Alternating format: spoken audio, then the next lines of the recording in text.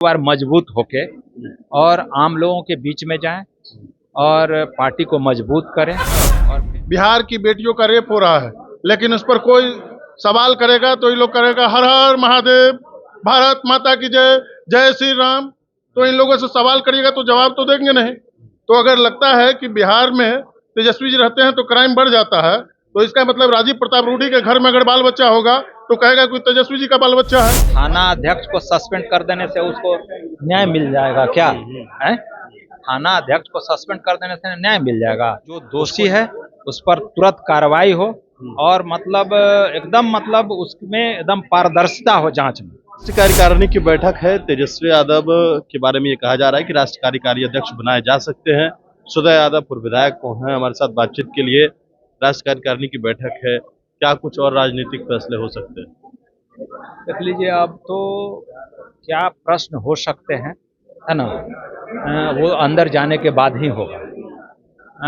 अभी तो जो संभावनाएं हैं, ठीक ना, और यही है कि भाई हम लोग फिर से एक बार मजबूत होके और आम लोगों के बीच में जाएं और पार्टी को मजबूत करें। और फिर चूंकि जनता पूरा मतलब अभी भी जिस तरह तेजस्वी यादव को मैंडेट दी है ना, आप देखें लगभग 2 करोड़ वोट दिया लोगों ने और इसकी चर्चा आवाम में है।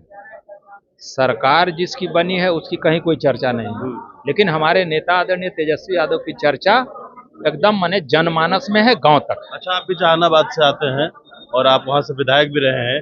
नीट छात्रा के मामले में अब तक जो हुआ है, अब कल 2 थानाध्यक्षों को सस्पेंड किया गया है, क्या लग रहा है इस पूरे मामले में आपको? इससे कुछ नहीं होना है।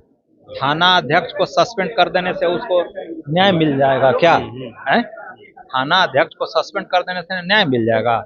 उसको न्याय चाहिए क्योंकि वो हमारे जिला के हमारे मतलब भाई क्षेत्र का मामला है और उसको हम खुद जा कर के मिल करके हमने संतावना भी दिया है और सरकार से हम लोग मांग भी किए हैं कि जो दोषी है उस पर तुरंत कार्रवाई हो और मतलब उसमें एकदम पारदर्शिता हो जांच में, सब लोग जाने कि इस तरह कार्रवाई हो रही है। नहीं, लेकिन अब तक प्रशासन कह रही थी कि ये रेप नहीं हुआ है, लेकिन कल जो रिपोर्ट आया उसमें तो ये तय हो गया है कि रेप हुआ है। सरकार तो भाई चूंकि सुशासन की है ना, तो ये तो लिपापोती करने का प्रयास किया ही भाई। हम तो भाई अभी भी और कई मतलब मीडिया के साथियों के साथ बात करते हुए बताया था कि भाई ये सामाजिक संगठन के लोग और हम लोग जैसे राजनीतिक सामाजिक सोच रखने वाले व्यक्ति ने जब इसको संज्ञान में लिया तो जिला प्रशासन मतलब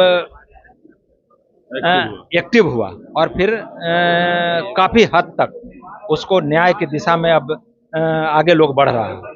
अब हम लोग को लग रहा है कि उसको न्याय मिलेगा, लेकिन अभी भी जिस तरह महिलाओं के साथ शोषण दोहन हो रहा है, मतलब सरकार पूरी तरह भाई विधि व्यवस्था में फेल है एकदम। तेजस्वी यादव के ऊपर राजीव प्रताप रूडी ने कहा है कि जब वह विदेश में थे तब क्राइम कम था, अब जब वो पटना आ गए हैं तो क्राइम बढ़ गया। तो ये लोग बेशर्मी लोग हैं ना। बिहार की बेटियों का रेप हो रहा है, लेकिन उस पर कोई सवाल करेगा तो ये लोग करेगा हर हर महादेव, भारत माता की जय, जय श्री राम। तो इन लोगों से सवाल करिएगा तो जवाब तो देंगे नहीं। तो अगर लगता है कि बिहार में तेजस्वी जी रहते हैं तो क्राइम बढ़ जाता है, तो इसका मतलब राजीव प्रताप रूडी के घर में अगर बाल बच्चा होगा तो कहेगा कोई तेजस्वी जी का बाल बच्चा है। हद हाल है यार, ऐसे ही होता है क्या? अरे जिम्मेवारी जवाबदेही समझना चाहिए। जो लोग सत्ता में बैठे हुए लोग हैं, सवाल तो उनसे करेगा ही सब लोग।